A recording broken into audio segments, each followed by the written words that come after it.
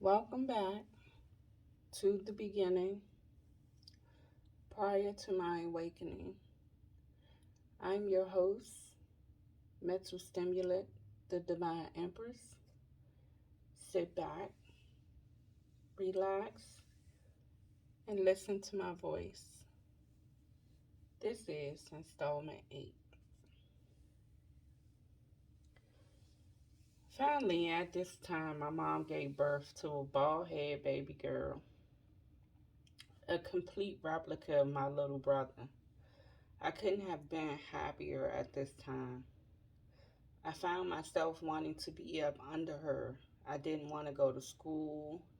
I had put the need for chasing boys on the back burner at this time. Little did I know my mom had the same idea. She said to me, "You wanted her and you got her. She is your responsibility." Goodness, she did mean it. Day and night, it was she and I. Pampers and bottles is all I recalled in this season. For a long time, I didn't mind, at least up until the point of her turning one. You could find us around the house with me making funny faces and she laughing and mimicking me. Those were the good days when she was still adorable. Soon she would be off to school. I couldn't wait to be walking her to school, going on school trips with her. I was there. I was actually looking forward to that. With my brother, it was completely the opposite. I couldn't stand school trips with him. Boys just were terrible. Along with the weird little things that boys would do, I swear I couldn't relate. This is why me and my big brother had already agreed boy with boy, girl with girl. But would you believe this lying SOB left them both on me? I can reflect my little sister walking with her little book bag bigger than her, smile so bright, sporting missing teeth. I remember her little pleated jumper, red, black, white uniform. She was always so happy. It was always such a pleasure to be around her, even at that age. Such a bright light. I have to be honest, as an adult at this point in time, she and I aren't in communication. Just a difference in opinion, I guess. But in the beginning, she was the complete apple of my eye.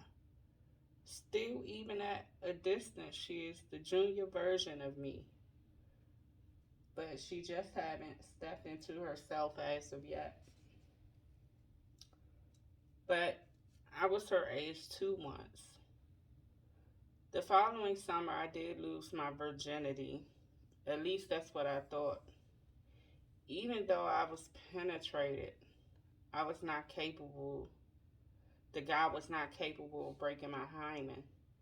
I don't remember nothing to be enjoyed by the act itself. I was just thankful that I no longer was the odd one out. I couldn't wait to tell everyone except my mom, that is. But it was like she could smell his energy on me. I can't really remember how the conversation started, but my mom was telling me there will be no school tomorrow because you're going to the doctor to get on birth control. She continued to clean the house but didn't stay still to talk to me. She just told me in a matter of fact tone. I wasn't confused on the conversation, just how she knew. It only happened that one time, and like I said before, he didn't even have enough girth to break the hymen, so there wasn't too much I was worried about. Also, I began to notice from this moment forth how much attention grown men were beginning to pay me. I was young, but I had the perfect Coke bottle figure, and they began to notice. I was getting slick comments from all the male adults around me. Keep in mind, at this time, I was made to believe that these men were relatives.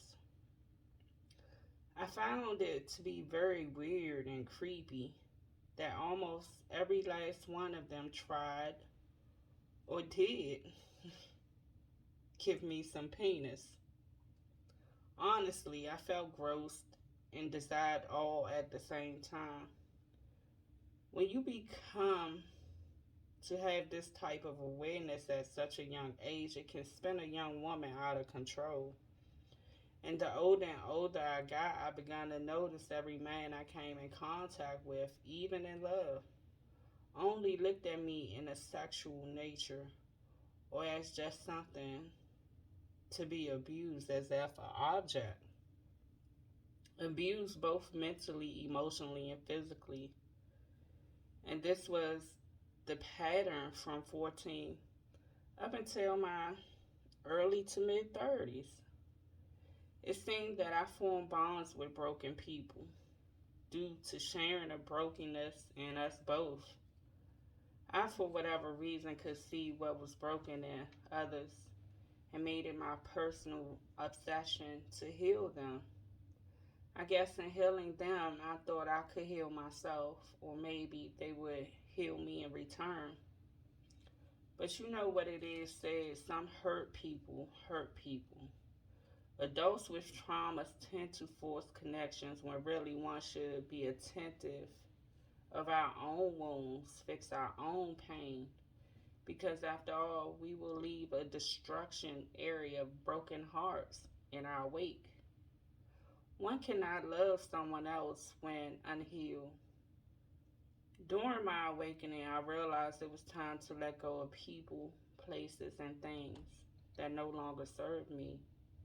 It was time to further take inventory and be realistic with myself about what I wanted, what I deserved, and what makes me happy. I no longer wanted to be an object of someone's sexual desires. I've been dealing with this my entire life to where I somehow normalized it and it kind of repulses me now. I'm more than my hips, breasts, and behind. But it seems that's all people approach me for or notice with their grabby hands. Both men and women alike.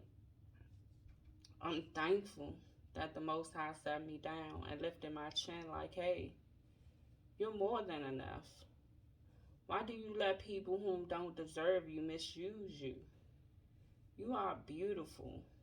You are loving and all around great spirit. Look at yourself.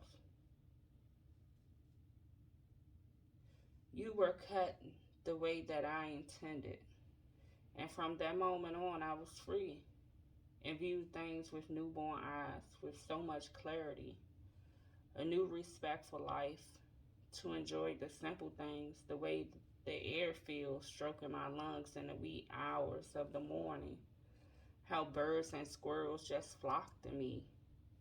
My moments alone now are so full of peace.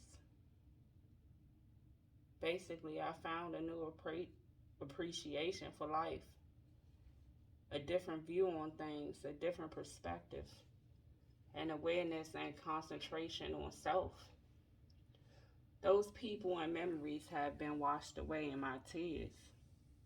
I am free. I must say that, we all have walked certain paths in life. We've all experienced different things, some traumas stemming from childhood,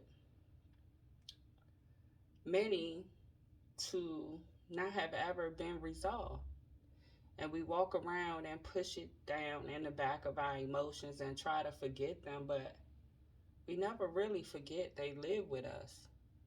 Every act, every action of misuse, we hold on to it. We might not openly express it to people, but it's still there, just below the surface. And we're never we never really get the opportunity to experience life as it should be experienced when we're unhealed. There is such a bigger picture, such brighter picture, a different view to view the world when you're healed. It seemed like all those things that hurt you or was trapped inside of you just melts away. And you see things completely different. Like, how could I have not seen this all this time? And I've lived X amount of years. You know, it's just a time to reflect and really sit down and allow the Most High to rebuild us, because there's such beautiful canvases underneath all of the brokenness. But anyway, I'm not going to ramble too much. I just wanted to make sure that I got a word in, you know, being as though this is time where everyone's around family and we sit around or are forced to be around a lot of the people that caused our traumas, and to put on a brave face as if these things never occurred. So I felt like there couldn't be a better time to put this video out. So, as I say all the time, if you feel like you want to talk about something that troubles your heart with someone whom will not judge and is not connected to your specific situation, help is here. Information can be found in the About section. Be wise and have good intentions. God is love. Love and light.